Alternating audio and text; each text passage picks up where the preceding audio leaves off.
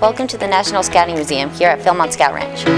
I'm Sierra Barton with Troop 24 of the Great Southwest Council in Rio Rancho, New Mexico. To start our brief tour, I want to share with you this 1910 pre-press edition of the first official Boy Scout handbook. One of the things that made the Scout Handbook special are the handwritten notes and edits by Daniel Carter Baird and Ernest Thompson Seton. Some of their suggestions were accepted and some weren't.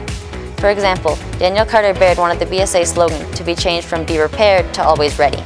And Seton wrote that our emblem should be a flint arrowhead rather than the European fleur-de-lis. Obviously, neither of these two changes came to be, but it's interesting to think how things could have been different. On display in the museum, you will see the 1910 temporary edition with the names of Ernest Thomas Seton and Lord Baden-Powell on the cover. A second edition was published just a year later with the names removed and the simple title of Boy Scouts of America Handbook for Boys. Now let's go to Sierra Dooley with more. Hello, I am Sierra Dooley with Troop 77 of Pikes Peak Council in Colorado Springs, Colorado.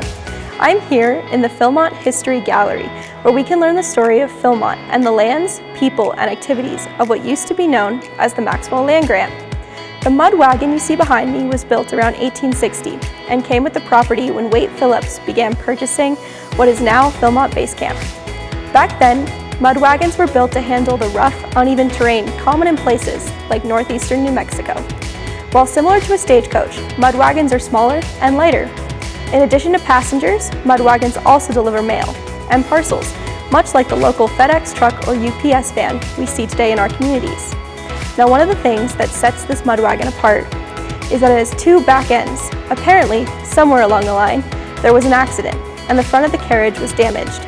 Instead of repairing the front boot, it was simply replaced with another modified rear boot and put back into service. As you can see, it is in need of some love and care. So over the next few years, the museum staff will undertake restoring this wagon, and scouts who visit Philmont may have the opportunity to see and possibly even assist in the restoration. Next on our tour is Ainsley Martin with a very special artifact for our Eagles. Thanks. I'm Ainsley Martin with Troop 24 of the Great Southwest Council in Rio Rancho, New Mexico, and it's my honor to share with you the first Eagle Scout Award ever presented. This Eagle Medal was presented to Arthur Eldred back in September of 1912, and he is recognized as our first Eagle. According to the 1911 Scout Handbook, Eagle Scout was the highest Scout merit badge, and earning it required completing your first class badge plus 21 other merit badges. Here's an interesting fact. 8 out of the first 9 Eagle Scouts never earned Star or Life. This included Arthur. Arthur's board review was conducted on January 31st, 1912, with the BSA taking more than a month to make a decision on whether he passed. The adults on his board included Chief Scout Ernest Thompson Seton, National Scout Commissioner Daniel Carter Baird, Chief Scout Executive James E. West, and Red Cross life-saving pioneer Wilbert E. Longfellow. Also in the room was the founder of the scouting movement, Baden-Powell. What an amazing honor.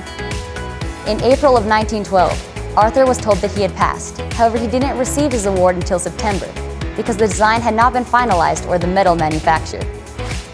A lot's changed since then. The number of specifically required merit badges began increasing around 1915.